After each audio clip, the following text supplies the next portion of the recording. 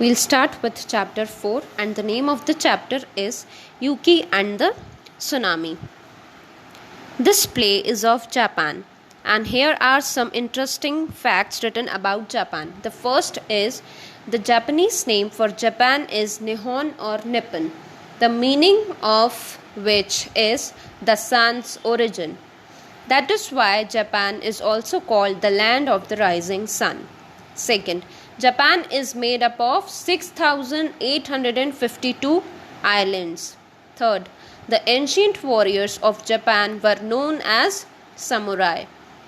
Fourth is some of the famous Japanese companies are Honda, Toyota, Sony, Canon, Toshiba and Panasonic. You must have heard about these companies also. Last is Japan is the birthplace of several martial arts such as karate, judo and sumo. Do you know what is a tsunami? Tsunami is the sudden risings of the sea which are caused by earthquakes or by underwater volcanic eruption. The story of the boy Yuki is the story of such a calamity. And the main characters of the story are Yuki, who is a young Japanese boy, Yuki's father, Yuki's mother, first villager, second villager, and the village boy. So the story of the play starts like this. Yuki lived with his family in the village. His grandfather, who had passed away several years before, had taught villagers much about growing rice crops.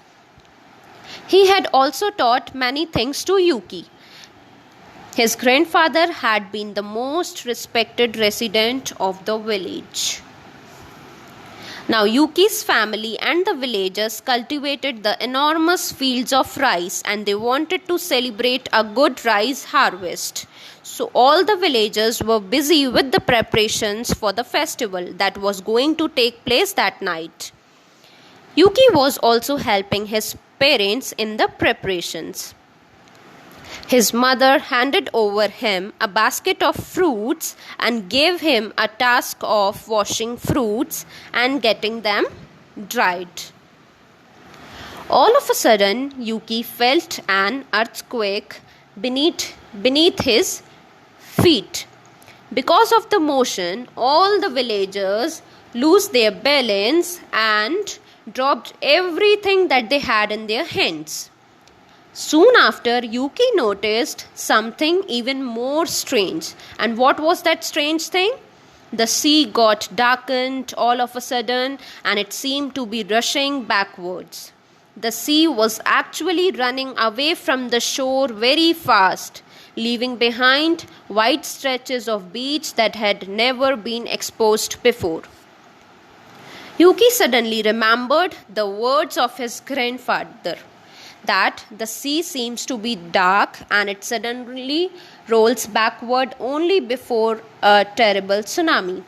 Yuki tried to warn all the villagers, but nobody listened to him and they all ran towards the beach to collect the shells. Yuki again tried to warn them of the danger tsunami that was about to come by saying that we should run away to the top of the mountain, but all laughed at him and ignored him. Yuki knew that the lives of the people are in danger, so he thought of one thing to do. He took a log of wood from the fire and set all the rice stakes on fire. While Yuki was doing this, the village boy was watching him. Then Yuki ran after the villagers calling, "Fire, fire, everyone run to the mountain quickly." The people were terrified from the fire, so they started moving towards the top of the mountain. When they had all reached the top, the village boy told them that Yuki is the one who set fire to the rice on purpose. Everyone was filled with anger.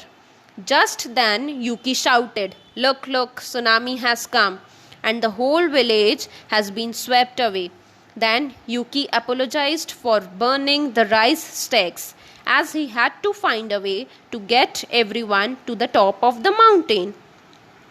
All the villagers realized that Yuki was actually speaking the truth and he had saved the lives from the terrible tsunami. Then they cheered and admired the brave Yuki.